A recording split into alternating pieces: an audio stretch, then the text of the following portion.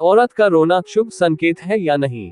अक्सर घरों में एक बात कही जाती है, औरत का रोना अच्छा नहीं होता। कभी कहा जाता है अपशकुन है, कभी बोला जाता है घर में अशांति आ जाती है। लेकिन सच में क्या औरत का रोना अशुभ होता है, या फिर इसमें भी कोई शुभ संकेत छुपा होता है? देखो दोस्तों, शास्त्रों और हमारे बुजुर्गों की बातों को अगर ठीक से समझा जाए तो तस्वीर थोड़ी अलग नजर आती है।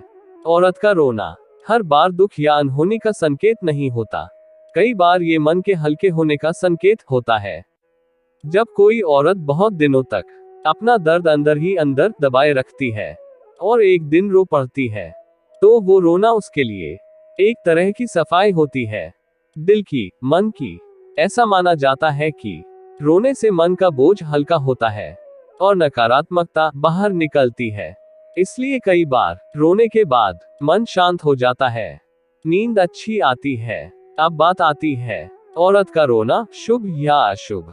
अगर कोई औरत पूजा पाठ करते समय या भगवान को याद करते हुए रो पड़ती है, तो उसे अशुभ नहीं कहा गया है, बल्कि ऐसा रोना भक्ति का संकेत माना गया है। कई संतों ने कहा है कि जिस मन में आंसू आ जाएं, वो मन भगवान के सबसे पास होता है। वहीं अगर औरत बार बार रोती है, बिना वजह नहीं, बल्कि दबाव, डर या अपमान की वजह से, तो ये कोई अशुभ संकेत नहीं, बल्कि घर वालों के लिए चेतावनी होती है।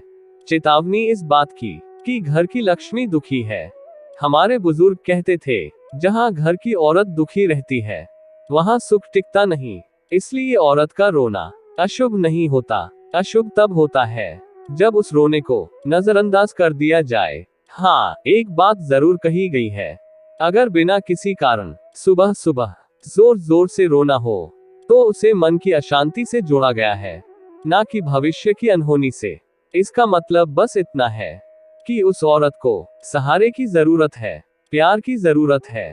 तो अगली बार अगर घर की कोई औरत रो रही हो, तो ये मत सोचो कि कुछ गलत होने वाला है, बल्कि ये सोचो कहीं हमने उसे अकेला तो नहीं छोड़ दिया। क्योंकि औरत का रोना अक्सर अशुभ नहीं, बल्कि एक संकेत होता है समझने का, संभालने का और प्यार देने का। अगर ये वीडियो आप तक पहुंच गई हो, तो समझ लेना भगवान ने तुम्हें यहाँ तक यूं ही नहीं पहुंचाया। ईश्वर से यही प्रार्थना है कि तुम्हारे जीवन से हर वो आंसू दूर हो जाए जो मजबूरी में बहा है, और हर वो आंसू बचे जो खुशी और भक्ति से निकले। घर की हर औरत हंसती रहे, मन से हल्की रहे, और उसके चेहरे की मुस्कान घर की रौनक बनी रहे। अगर तुम चाहते हो ऐसी ही सच्ची, सरल और दिल से जुड़ी बातें आगे भी सुनते रहना, तो चैनल को सब्सक्राइब कर लेना। वीडियो अच्छा लगे तो लाइक जरूर करना, और इसे अपने किसी अपने के साथ शेयर कर देना। हम फिर मिलेंगे एक नई बात, एक नए भाव के साथ, प्रभु की राह पर। जय श्री राम।